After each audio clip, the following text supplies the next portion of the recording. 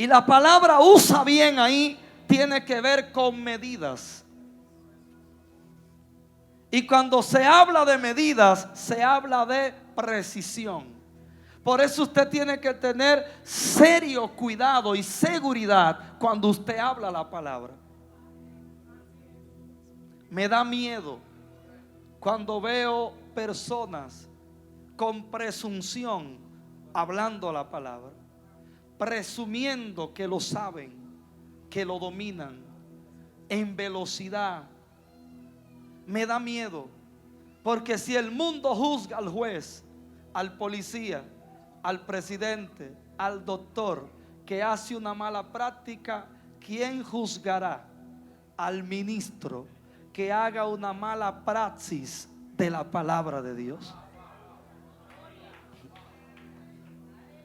Que puede perder o salvar el alma. El contenido del evangelio es la palabra de verdad. Entonces la iglesia tiene que predicar el evangelio. El mundo tiene que oír y creer el evangelio. Ahora, ¿qué hace Dios cuando eso se combina? Fuisteis sellado con el Espíritu Santo de la promesa. ¿Qué es lo que hace Dios cuando la iglesia predica el verdadero evangelio y el mundo oye y cree el evangelio? ¿Qué hace Dios? Dios sella. Y la palabra sello aquí es interesante, porque sello tiene que ver con propiedad, tiene que ver con protección o preservación, tiene que ver también sello, tiene que ver con alguien tener identidad conforme a su propietario. Sello tiene que ver también con testimonio. Los reyes sellaban con su anillo, imprimían la marca de su anillo en un documento, y ese documento tenía la autoridad del rey y la aprobación para ejecución de lo que había sido sellado. Dios no sella, ¿sabe por qué? Porque Dios es dueño. Alguien dígale a alguien: Dios es dueño. La Biblia dice, hablando de Dios como creador: mía es la tierra y su plenitud, el mundo y los que en él habitan. Está hablando un dueño. Dios es dueño por creación. Dios tiene derecho de propiedad por creación. Pero hay un dilema, y es que cuando el ser humano peca, de alguna manera o en algún sentido sale de la jurisdicción de la propiedad de Dios. Porque cuando el ser humano peca allá en el Edén, hasta aquí sufre una separación, sufre una enemistad. Es unas ovejas que se han descarriado, han errado al blanco. Quiere decir que ahora Dios, que es dueño, tiene que convertirse en dueño por segunda vez. Porque ahora Dios tiene que recuperar lo que creó y se le perdió. Y por esa razón ahora Dios tiene que sellar. Porque Dios anda en modo salvación, recuperando lo que se le había perdido. Lo que en Edén se pierde, en el Calvario se recupera. Pero el asunto se pone interesante. Dios como creador tiene autoridad sobre la creación. Dios hace lo que Él quiera con la creación. Pero como Él ha programado todo dentro de un programa de propósito, Dios no anda deliberadamente, porque Dios no es impulsivo. Por eso Dios no reacciona, Dios acciona. A Dios nada ni nadie lo provoca para Él hacer algo. Dios acciona con la intencionalidad de su propósito. Nadie mueve a Dios a su antojo. No hay ayuno que haga que Dios haga algo. No hay oración que haga que Dios cambie de planes. No hay nivel de fe que haga que Dios se devuelva de algo que Él ha planeado. Si se devolvió, estaba en el plan y usted no lo leyó. Dios es dueño. ¿Usted me está entendiendo? Pero nos fuimos de ese dueño. Ahora Dios anda de nuevo recuperándonos. Pero Dios no está usando el poder creador para volver a ser dueño, sino el poder redentor. Ahora Dios no es dueño por creación, ahora es dueño por redención. Porque lo que Él es dueño por creación tiene existencia, pero lo que Él es dueño por redención tiene vida. Y vivir y existir no es lo mismo. Existir es estar, vivir es ser. Por eso al que Dios redime le imparte vida. Pero el que existe por creación, pero sin redención, el soplo se lo quitaron y está muerto en delitos y pecados. Pero a todo el que Dios se le hace dueño de nuevo por redención, le devuelve el soplo de su espíritu, para que reciba la vida de Dios. Y ese es el sello de que alguien es propiedad por redención, que tiene el sello, y el sello es el Espíritu.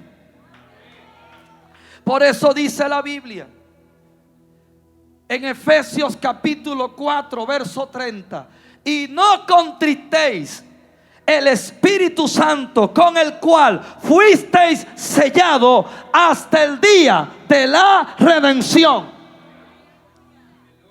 Diga conmigo: Él sella lo que redime. Entonces todo el que cree el Evangelio es sellado por el Espíritu. Y el Espíritu dice de quién tú eres dueño. El diablo podrá tener las viñas que quiera tener, pero a ti no te puede tener, porque tú eres exclusivo. Satanás nos truquea, nos tienta, nos engaña por un problema de identidad que tenemos. No sabemos quiénes somos. Pero si tú supieras quién tú eres, el diablo no te mortificara tentándote con lo que te gusta, sino que tú fueras la mortificación de él, porque a ti no te puede tener, porque tú eres exclusivo. Sumado a eso, el testimonio de Dios está en ti. Tú testificas que Dios está en ti. Y eso es grave para el diablo, porque en su reino es una denuncia de que hay vida para la existencia. Ese sello es el testimonio de Dios en ti y el mundo, porque el Espíritu del Señor le da testimonio a nuestro espíritu de que somos. Y si somos hijos, somos herederos de Dios y coherederos juntamente con Cristo. Ese sello no es externo, es interno. Los ojos físicos no lo ven. Y qué bueno que es interno, porque ni tú te lo puedes quitar. El diablo te podrá quitar la túnica, te podrá quitar lo de afuera, pero hay un sello que tú tienes. Y ese es un distintivo que los demonios conocen. Los demonios saben quién tiene el Espíritu de Dios. Por eso le dijeron: a Pablo conocemos y sabemos quién es Cristo, pero ustedes, ¿quiénes son? Porque si alguno no tiene el Espíritu de Dios, no es de Dios. Último, diga conmigo, Dios sella y algo más.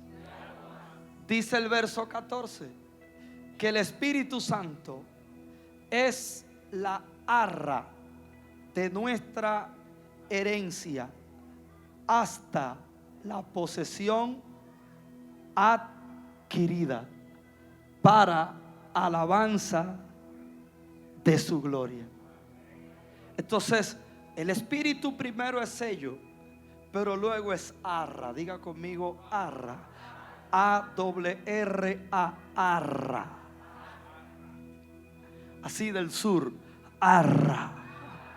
Eso es.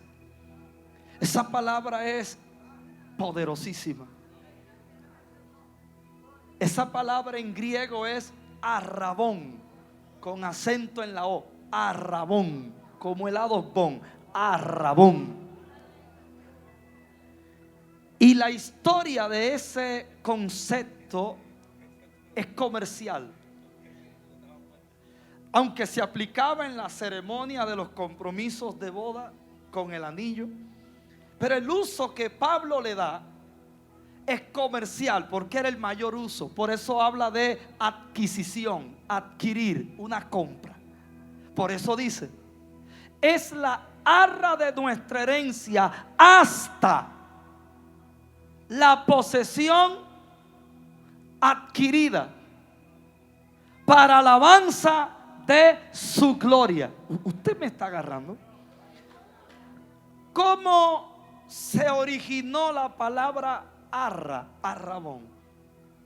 Dentro de los comercios fenicios en esos tiempos, cuando se iba a efectuar un negocio de una compra y alguien iba a comprar una mercancía, se crearon el método de poder abonar y separar la mercancía. Ejemplo, usted iba a comprar sillas, no había, pero usted iba a comprar sillas y usted quería 1000 sillas, pero usted agarraba y pagaba la mitad o un adelanto. A ese pago o cuota inicial se le decía arrabón, arra, que significa garantía. Era una garantía que usted daba para esa compra. Entonces usted se iba. Y cuando usted estuviera listo, usted volvía, pero tenía que traer el completivo y se llevaba la mercancía. Esa mercancía quedaba apartada para usted porque usted dio un arrabón, un adelanto, un anticipo. Usted no podía, oiga eso, el nivel de compromiso en esos tiempos.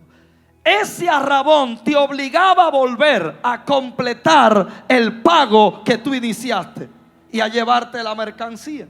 Entonces Pablo está diciendo que el Espíritu Santo es la arra de nuestra herencia hasta la posesión adquirida. Pablo está utilizando la idea de una venta, de un comercio, de una compra. ¿Y a dónde nos lleva esto? A la cruz del Calvario. Porque exactamente la cruz usted la puede ver desde la perspectiva de una compra. Porque en la cruz del Calvario fuimos comprados. La Biblia habla de una compra. La Biblia habla de un precio, a precio de sangre, una moneda que se usó para ese comercio. Pero la Biblia también dice que nosotros fuimos vendidos al pecado. Pero la Biblia también habla del pago que demanda el pecado. La paga del pecado es... Si la Biblia dice que fuimos vendidos al pecado, ¿quién hizo ese negocio?